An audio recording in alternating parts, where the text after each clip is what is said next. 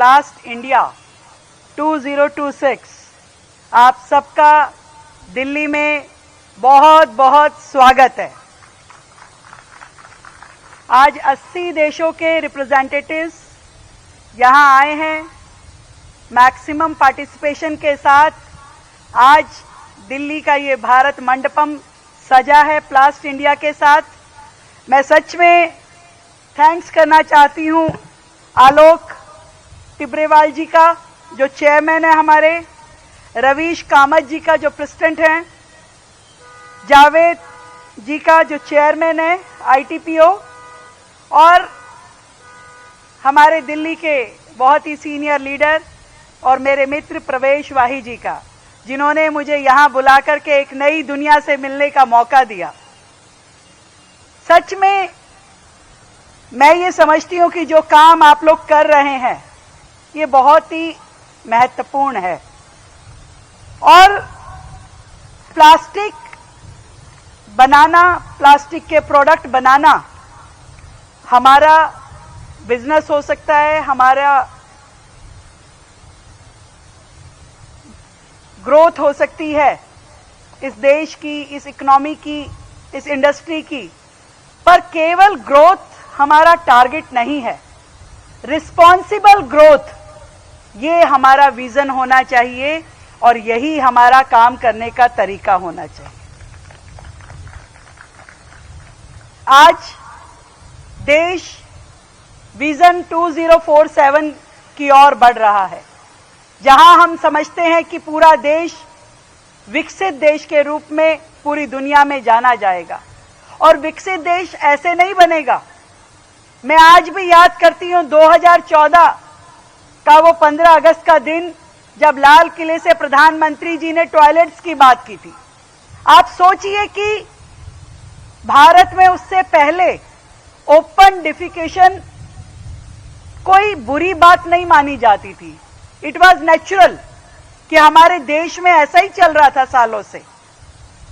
शौच के लिए शौचालय जाना चाहिए, शौचालय की आवश्यकता है, जरूरत है टॉयलेट्स की। ये उस भाषण से पूरे देश ने जाना कि यस, हम कहां जी रहे हैं, किस दुनिया में जी रहे हैं। और उस दिन से शुरू करके जो हमारी सेंट्रल गवर्नमेंट ने, हमारे देश के प्रधानमंत्री जी ने करोड़ों टॉयलेट्स देश में बनवाए, तो आज हमें ये कहते हुए गर्व हो रहा है कि अनेकों शहर, अनेकों गांव ओपन डेफिकेशन फ्री हुए। ऐसे ही एक बड़ी समस्या है प्लास्टिक। अगर प्लास्टिक को बिना सोचे समझे हम उसका डिस्पोजल ना हो तो बात नहीं बनेगी। कहां लेकर के जाएंगे हजारों टन प्लास्टिक को इस एनवायरनमेंट से अगर उसे डिस्पोज नहीं करेंगे, रिसाइकिल नहीं करेंगे तो। ये एक बहुत बड़ा काम था और मैं सच में धन्यवाद देती हूं प्लास्ट इंडिया को, जिन्होंने इस विजन के साथ में काम किया, ना केवल पूरे देश को बल्कि पूरे वर्ल्ड को एक प्लेटफॉर्म पे लेके आए। एक नया इरा भारत के लिए शुरू हुआ है, जहां एक और इंडिया और यूरोपियन यूनियन की हमारी ट्रेड डील होती है, जिसे मदर ऑफ ऑल डील्स कहा जाता है, और दूसरी तरफ अमेरिका से हमारा टैरिफ सेट होता है। यानी कि पूरे देश में इंडस्ट्री के लिए एक बहुत बड़ी अपॉर्चुनिटी, पूरे देश के लिए, हर व्यापारी के लिए, हर इंडस्ट्रियलिस्ट के लिए। और ऐसे में प्लास्ट इंडिया फाउंडेशन जब प्लास्टिक के निर्माण और उसके उपयोग को लेकर के एक ऐसी अप्रोच की तरफ बढ़ती है, ऐसे विजन की तरफ बढ़ती है, जहां पर हम रिस्पॉन्सिबल ग्रोथ के साथ में काम करते हैं।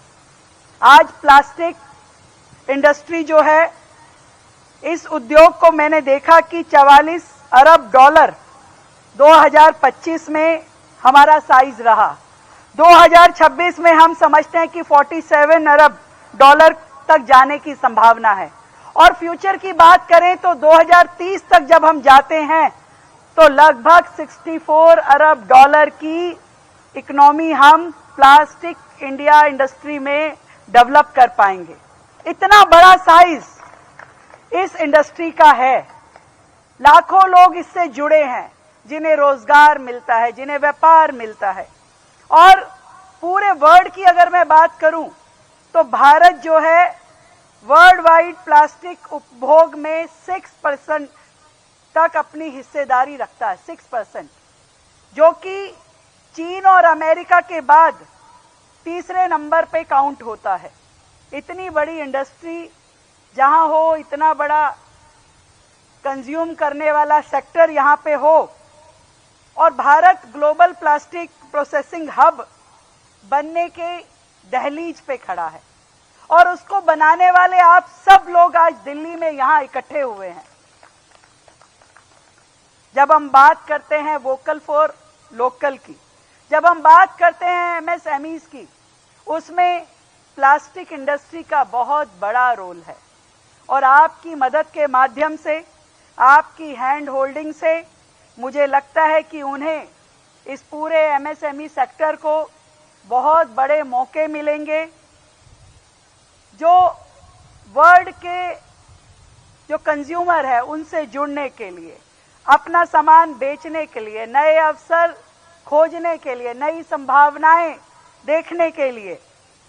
और मैं तो आपकी उस काम की भी बड़ी तारीफ करती हूं, जब इस हमारी प्लास्टिक इंडस्ट्री ने कोविड के समय में अपना रोल प्ले किया।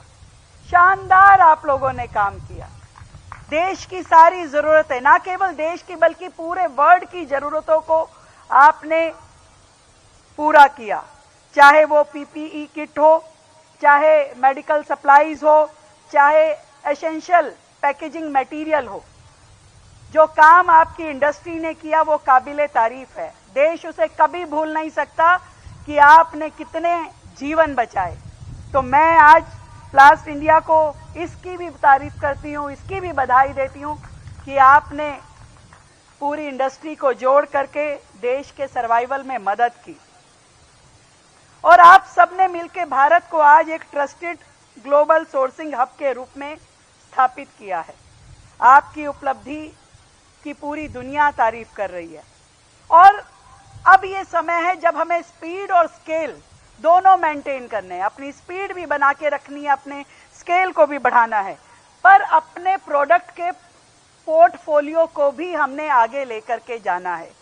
वैरायटी लेके आने की जरूरत है, और वैरायटी ऐसी जो कहीं ना कहीं हमारे जो बहुत ही पारंपरिक ट्रेडिशनल प्रोडक्ट हैं उसको हाईटेक करें, उसे इनोवेटिव करें।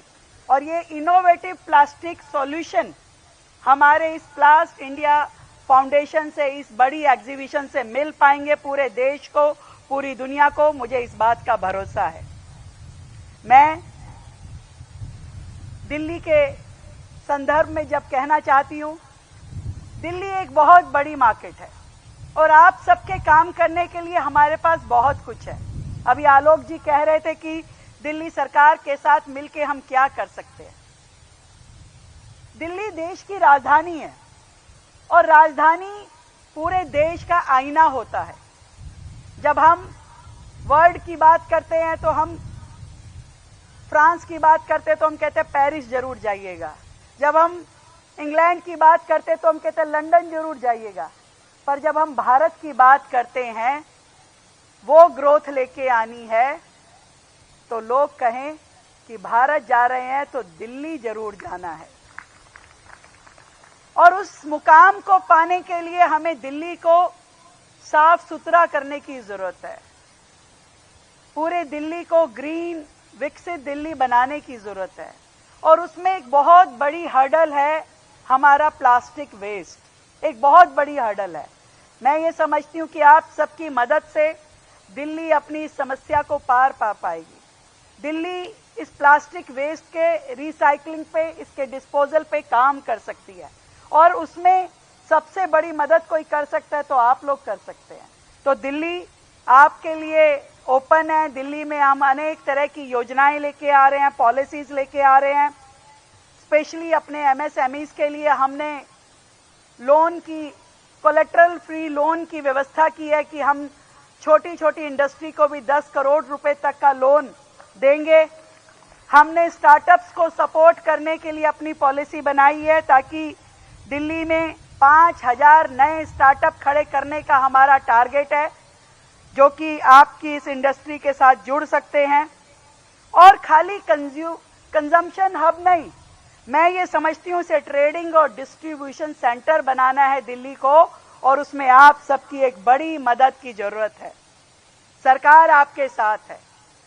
आज ईज ऑफ डूइंग बिजनेस के माध्यम से पूरी दिल्ली का रिवाइवल किया जा रहा है और एक नए तरीके से सोचते हुए, समस्याओं पे काम करते हुए कि प्लास्टिक हमारे लिए डर ना रहे।